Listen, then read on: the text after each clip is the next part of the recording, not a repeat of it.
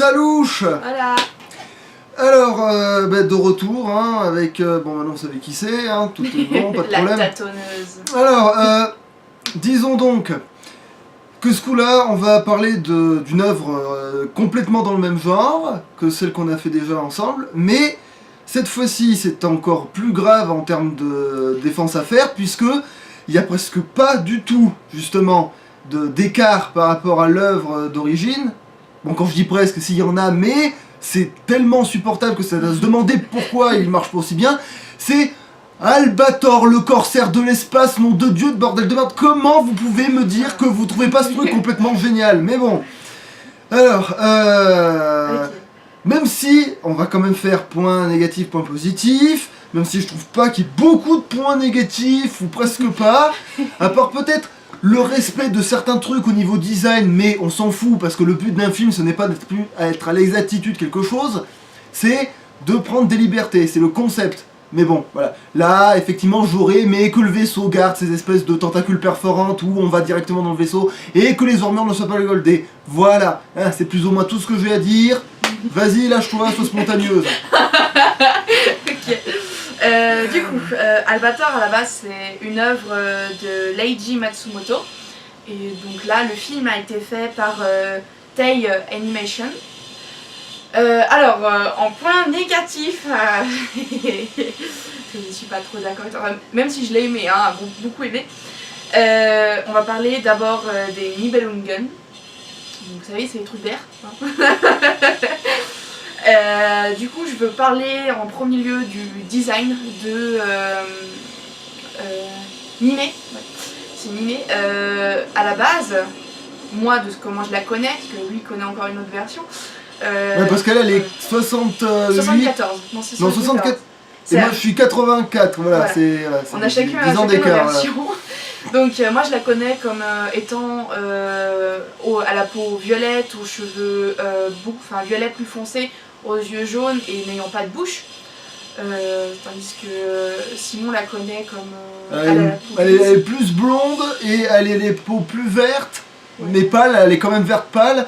Et elle est habillée en noir et elle parle avec un petit cœur et elle a pas de bouche non plus. Ouais. Mais voilà. Donc du coup là ils ont mis une bouche, ils l'ont mis totalement en vert, même carrément un habit de l'équipe. Donc ça m'a beaucoup perturbée. Du coup dans ma tête là quand j'ai vu ça, je me suis dit mais c'est de quelle version? J'ai loupé un truc.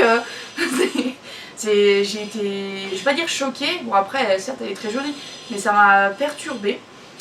Aussi il y a l'histoire des anneaux pour mettre en marche la matière noire.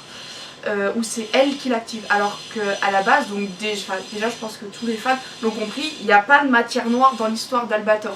C'est juste, ils ont décidé de faire un changement scénaristique. Pour que leur histoire ait du sens. Voilà, et bon certes j'ai bien aimé le côté matière noire, mais je comprenais pas, parce qu'à la base, donc, l'histoire de la matière noire, c'est que Nimé actionne une machine, et la machine va puiser dans l'âme d'Albator. Pourquoi ils ne se sont pas servis juste de l'âme d'Albator plutôt que d'activer une machine? Enfin, moi ça m'a... Surtout que la machine, on voit les anneaux, mais la machine elle est toute derrière aussi. Enfin derrière le vaisseau, je sais pas, ça m'a fait un peu bizarre, j'ai pas forcément trop aimé. Ensuite, c'est Tadashi. Donc Tadashi c'est... celui qui ressemble beaucoup à Albator et qui va le trahir plusieurs fois. Pour moi, c'est le personnage principal. Même si c'est un film d'Albator.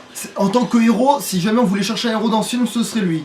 Voilà. Donc, dans la version française, on le connaît sous le nom de Rémi, qui est un membre principal de l'équipe d'Albator. Et dans l'animé, il le trahit jamais. C'est quasiment sa fangirl en fait. Ouais, sa fangirl. Et là, je crois qu'il le trahit 2-3 fois.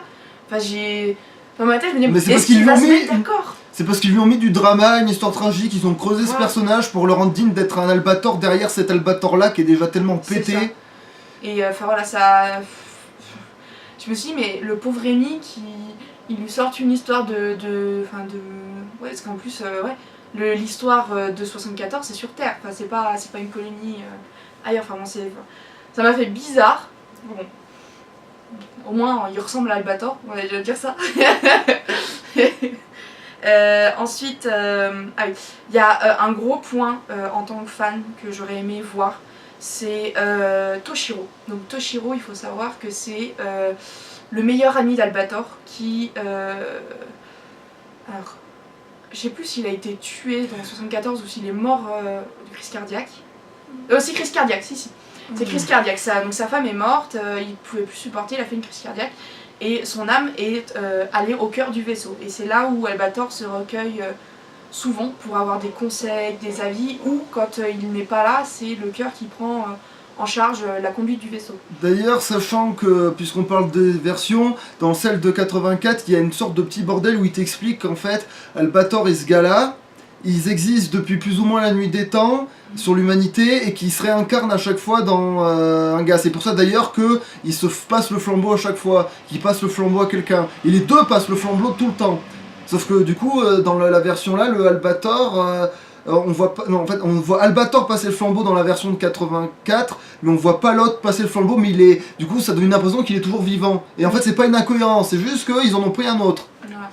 Voilà. Du coup, ouais, j'aurais aimé une vraie, parce que c'est quand même l'un des piliers, quoi. Enfin, même si on le voit pas trop dans l'animé, il n'empêche que c'est le pilier de la base d'Albator. Et du coup, on voit un seul moment où Albator parle au cœur, mais si on n'est pas fan, ouais, on comprend pas. Pourquoi il parle à une machine? Bah bon, il peut parler à son vaisseau, tu sais, les capitaines, des fois ils font ça, hein, ça arrive ouais, de... Voilà, hein. Il y a aussi Stelly. Donc Stelly, c'est la fille de Toshiro. Donc Albator est... c'est une sorte d'oncle pour elle. Et il est censé la protéger comme pas possible. Donc, sauf que là, vu dans l'état dans lequel il a mis la Terre, c'est peut-être un peu coton. Ouais, non, voilà. Mais à la base, dans l'animé, ils ont tous les deux un ocarina. Tous les deux, ils jouent la même mélodie. C'est comme s'ils étaient connectés l'un comme l'autre. Et Albator protège... vraiment jusqu'à la, s'il le faut jusqu'à la mort, Stelly, elle est très accrochée à Albator, et là, que dalle. Mais en même temps, ils font ça en clin d'œil, mais ça reste un clin d'œil, il faut savoir. En fait, j'ai l'impression qu'ils font plus de petits clins d'œil pour ceux qui aiment la version de 74, et plus moi, en fait, t'as plus mon histoire à moi, en fait. C'est peut-être pour ça que j'apprécie davantage, parce que c'est plus... Et le pire, c'est qu'il y a même un... Bon, ça, je dirais dans les points positifs, je vais dire dans les points positifs. Tu battes pas. Voilà, et dernier point positif pour moi, où je chipote, c'est que dans l'animé, l'Arcadia, pour se faire réparer, ils vont dans une lune. Et dans cette lune, il y a tout un écosystème tropical où ils peuvent le réparer. Sauf que là, ils ont enlevé la lune pour faire les réparations par la matière noire. Du coup, j'ai été un peu déçue en me disant que ils auraient peut-être plus un bon gros rapprochement comme il peut y avoir dans les épisodes où ils sont dans la lune, mais pas du tout. Bon, c'est pas grave. Bah après du coup c'est parce que c'est pour justifier que le vaisseau c'est le seul et unique qui reste, etc., qu'il est comme il est, etc. Bon, après voilà.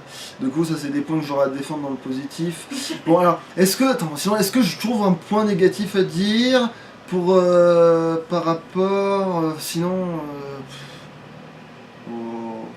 Bon, allez, je trouve peut-être que...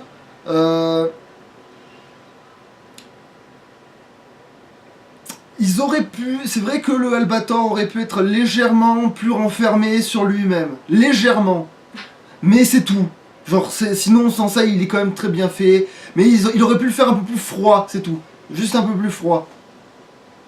Quoi, détaché, genre... Là il est dépressif.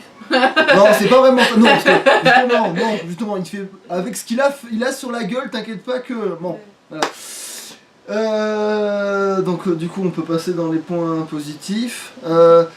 Alors, bordel de merde, qu'est-ce que c'est beau, putain. Et aussi, ah non mais l'ambiance, elle est carrément, t'es vraiment dedans. Alors l'ambiance, elle déchire sa mère, tout ça. Même la musique, alors bon, je vous raconte même pas. Et puis même bon, voilà. Pour parler, voilà, fallait m'évader dans un truc tout à l'heure. Bon, je le place vite fait. Il y a...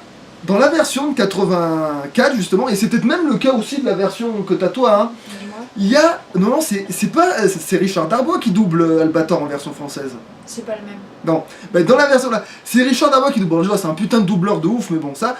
Mais carrément, dans ce film, il fait la voix d'intro, putain de merde. Ça veut dire qu'on a un clin d'œil méta pour la version française. C'est pas génial ça? Bordel. Voilà, c'est trop bien. Comme ça, tu sens vraiment que t'es vraiment dedans, t'es plongé dedans. Bon, même si au début, je croyais qu'ils allaient quand même garder la version de Richard Labo, j'ai cru qu'ils allaient avoir le doublage de ma version à moi. C'est pas le moment. Bref, voilà.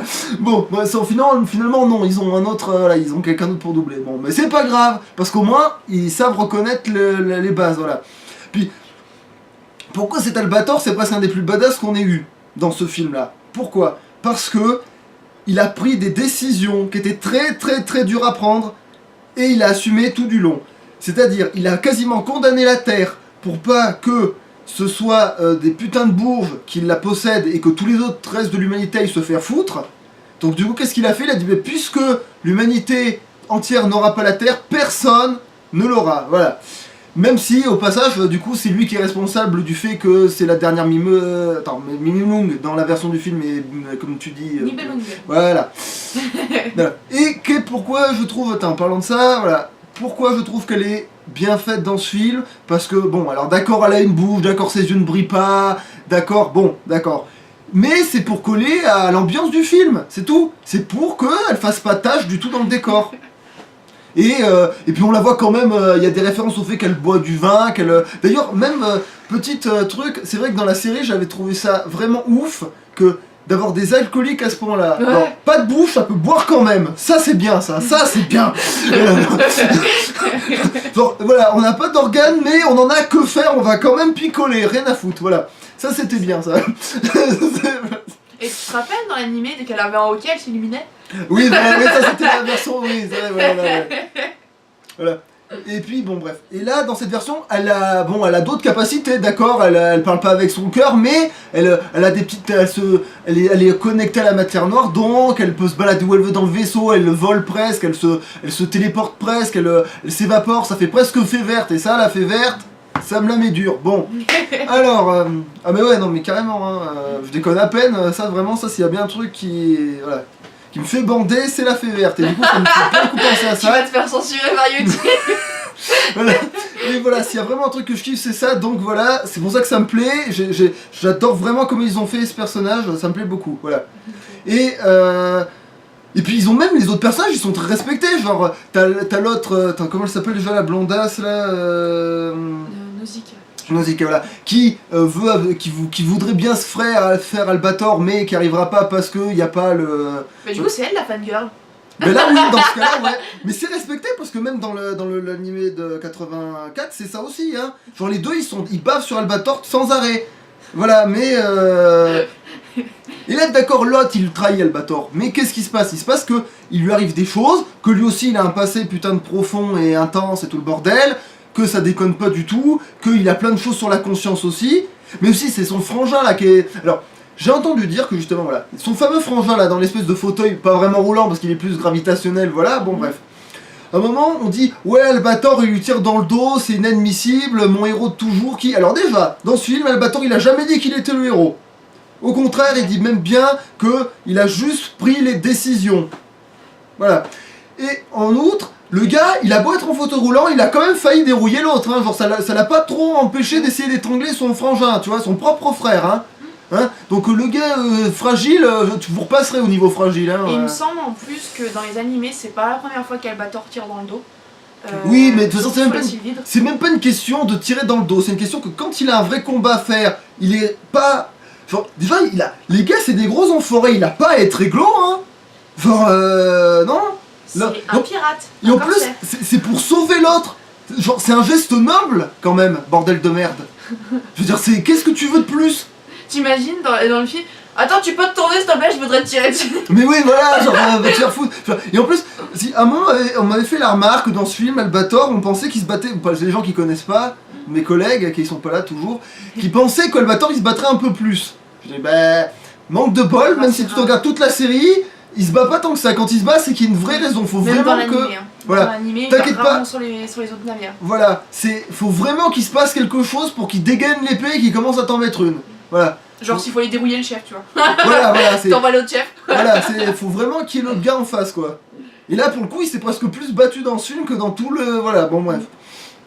Donc si, il y a eu de l'action, Il y en a même eu plus qu'à... Voilà, parce que les batailles spatiales, c'est de l'action, et il y en a 3 tonnes, et elles sont trop bien faites.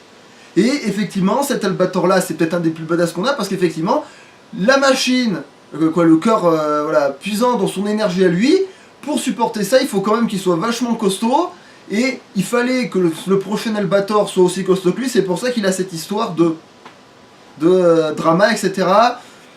Et puis de toute façon, il a sa sœur qui est presque dans le coma et tout, il a besoin d'un hologramme, il a besoin d'un truc pour avoir une impression, il se voile la face tout le long, c'est un méchant qui en est pas vraiment un là aussi, c'est ambigu tout ça.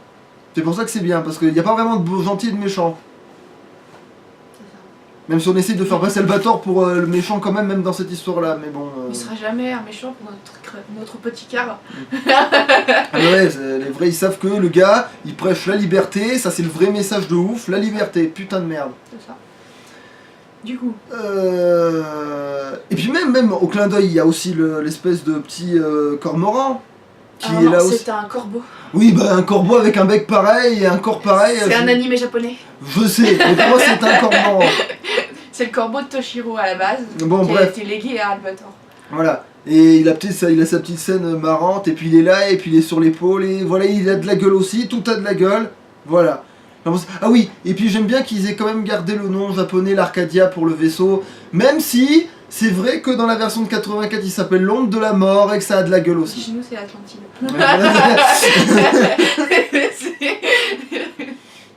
Voilà. Non. Bon. Voilà, vas-y, tu peux y aller. Ok, alors toi t'es pas d'accord, t'aurais aimé que Albator ait un peu plus de froideur, et moi justement j'aime l'Albator qu'on a là. Mais moi je l'aime aussi, hein. Quand je dis c'est une toute petite les autres. Oui, parce que c'est vrai que moi aussi hein, c'est mon préféré. Hein, on le sent que ce qu'il a fait, il l'assume, mais ça lui fait mal parce il aurait préféré préserver la Terre. On sent qu'il a une âme en fait, alors que dans les animés tu le sens pas vraiment qu'il a une âme. Et enfin moi j'ai beaucoup aimé puis il a aussi ce côté empathie quand il sauve du coup Rémi en version française, quand il sauve Rémi plutôt que de le laisser mourir. Oui, mais en plus ça lui fait un moment badass de ouf. Voilà, moi j'ai beaucoup aimé, il a aussi, ça fait un peu un côté paternel en fait. Mais voilà, moi j'ai vraiment aimé ce côté-là. Ensuite, les nouvelles armures. Dans l'animé, on a des trucs où ils ont un bocal sur la tête, des trucs bibendum. Ouais, c'est la même chose mais en goldé. Voilà, là en fait on dirait qu'ils sont passés par les chevaliers du Zodiac, qu'ils ont tenu leur armure d'or. Mais elles sont vraiment badass, en plus elles ont plein de gadgets qu'il n'y avait pas dans l'animé. Mais oui, parce qu'ils en avaient pas besoin, parce que le vaisseau avait tout un tas de gadgets. Voilà, alors vraiment c'était vraiment... j'ai vraiment beaucoup aimé. Puis on sent vraiment avec le dessin de comment c'est fait qu'elles sont vraiment lourdes. Enfin c'est pas genre la combinaison où tu vas flotter dans l'espace quoi. Ensuite, pareil que je disais, la musique. Ils nous ont sorti des musiques. C'est très dark, mais ça correspond tellement à la matière noire et puis à Albator. Puis il y a la version, justement, je lui ai montré juste là, la version d'Arok, elle est trop bien. Donc vraiment, je vous conseille de l'écouter, elle est vraiment épique. Je sais pas, c'est vraiment... Tu pourras pas la mettre sur un autre film. C'est vraiment une signature typique d'Albator, quoi. J'ai vraiment beaucoup aimé. Ensuite, les vaisseaux. Le design des vaisseaux, surtout l'Arcadia, il est magnifique, il est putain détaillé, il y a encore plus de canons qu'il y en avait à la base. C'est vraiment... parce que vraiment l'Arcadia, comment on s'en souvient, c'était... Mais c'était très mécanique et là il fait plus organique et justement c'est ça qui est cool. Je sais pas si pour ceux qui connaissent, dans l'Arcadia 74, donc t'as l'avant qui ressemble à un vaisseau normal, et t'as l'arrière, ça ressemble à un vaisseau de pirate avec les cabines et ça. Et là t'as pas le vaisseau, le côté cabine, c'est vraiment... Si tu l'as aussi mais c'est plus dissimulé, c'est plus souple. Là ça fait vraiment bélier en fait. Et j'aime bien ce côté bélier. Parce que du coup, à la base, même dans l'animé, l'Arcadia est censé pouvoir péter en deux des vaisseaux en leur rentrant dedans. Là, dans le film, ils le font aussi. Et ça fait vraiment plus bélier. Ensuite, il y a le côté matière noire. Même si j'ai critiqué le côté des anneaux, j'adore vraiment. Mais c'était pas là de base. Mais je trouve ça tellement épique, ça correspond tellement, je sais pas comment l'exprimer, c'est se servir de l'âme d'Albator comme catalyseur C'est enfin vraiment Ça le rend badass, et c'était le ça. concept. C'est ça, c'est vraiment badass et c'est un truc que je sais pas, j'aurais jamais imaginé là-dedans, mais j'ai beaucoup aimé. Ah oui, et il y a aussi la référence à la fleur. À un moment, donc la mère de Rémi adore une fleur et elle l'a fait pousser, et puis du coup on tourne un peu autour de ça. Rémi du coup essaye de conserver les fleurs, et comme par hasard, la première fleur qui pousse, c'est la fleur favorite de la mère. Et en fait, il faut savoir que cette fleur favorite, c'était aussi la fleur favorite de la femme de Toshiro, qui était aussi une des meilleures amies et corsaire. Et d'ailleurs, c'est elle aussi qui était commandante d'un des cuirassés, et donc qui est morte d'une maladie. Et c'était la fleur préférée de la femme de Toshiro. Donc c'est une grosse référence et très, très recherchée, parce que tout le monde ne le sait pas. Mais vraiment j'ai beaucoup aimé. Puis pareil, comme j'ai expliqué, qu'il y a une histoire...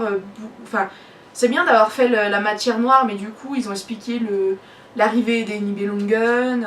Donc comme j'ai expliqué, il y avait en fait une machine dans chaque cuirassé, un Nibelungen dans chaque cuirassé. Et pour protéger la Terre, Albator il a détruit tous les cuirassés avec tout le monde qui avait dedans, les machines, les Nibelungen. Et voilà, ils ont monté quand même une histoire qui était potable. Donc voilà, j'ai vraiment beaucoup aimé ce film, qui a donné beaucoup de frissons, qui était très dark. Et de ce que j'ai vu, en fait c'est surtout les fans qui n'ont pas aimé, et ceux qui connaissaient pas, ils ont trouvé ça très structuré. Et là encore, c'est les fans qui merdent, hein. De toute façon, oui, oui, il faut toujours qu'ils aient les arguments pour dire c'est pas comme. Ben oui, c'est une adaptation. C'est ça. Et puis il fallait bien qu'il y ait un fil rouge, parce que ça peut pas toujours être Albator le fil rouge. Ça peut pas toujours être une histoire politique. Et enfin là, si, pour le coup, c'est aussi une histoire politique. Mais ils ont décidé que Albator, son conflit n'était pas politique, il était interne, et qu'il ait fait des choix. C'est ça. Voilà. Tu mettrais quelle note du coup?